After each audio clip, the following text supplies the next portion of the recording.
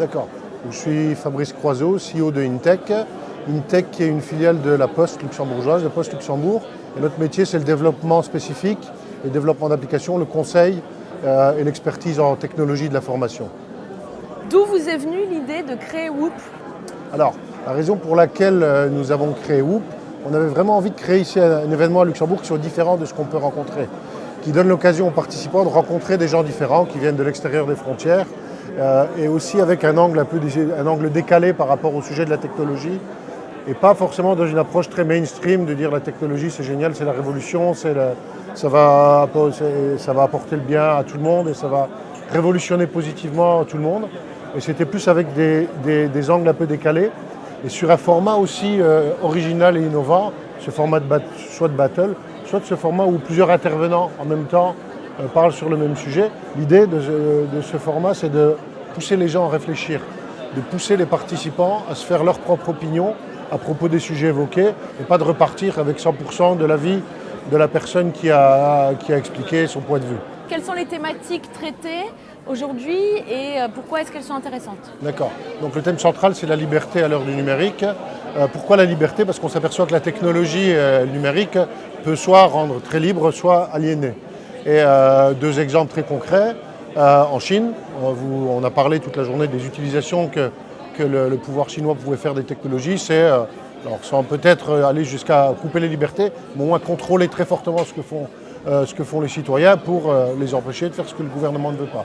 Et à l'autre extrême, on s'aperçoit que la technologie est aussi utilisée, notamment dans les pays en voie de développement, pour favoriser la rébellion et l'émancipation des foules dans l'organisation de manifestations, de contre-pouvoirs, pour permettre aux gens de communiquer. Donc là, c'est plus de liberté, mais aussi moins de liberté.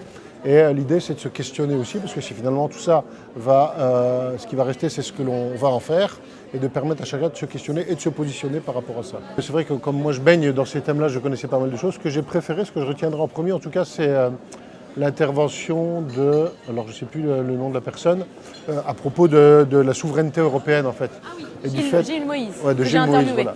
Ce que j'ai préféré, c'est l'intervention de Gilles Moïse à propos de la souveraineté européenne, parce que ça fait vraiment prendre conscience que les outils qu'on utilise tous les jours, auxquels on est habitué, voire dépendant, ne sont pas des outils sur lesquels on a vraiment la main. Et comme il l'a dit très bien en introduction, si les États-Unis, si on venait avoir une tension dure avec ces pays-là, et que ces pays-là décidaient de couper les applications, il y aura un vrai impact sur nos économies, d'où toutes les réflexions qui ont été amenées ensuite.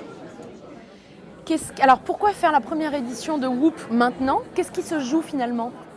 Alors pourquoi maintenant? Parce qu'il faut bien commencer à un moment donné. Non. Pourquoi maintenant?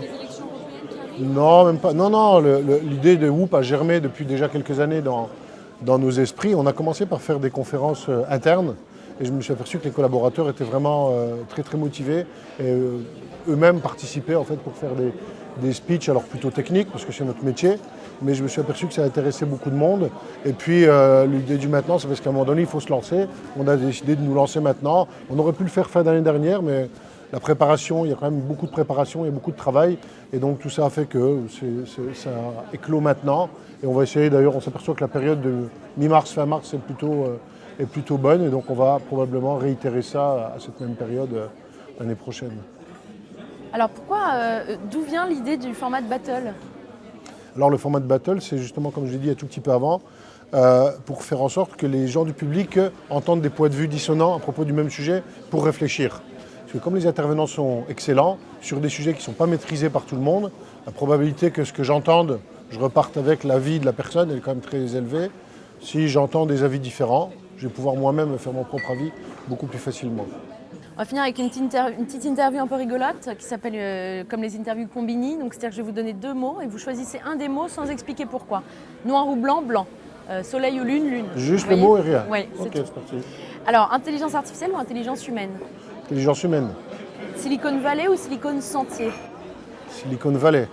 Bitcoin ou blockchain? Blockchain. Pain au chocolat ou croissant? Croissant. Thé ou café? Café. Jazz ou rock? Jazz. Salsa ou tango? Tango. Merci beaucoup. Merci.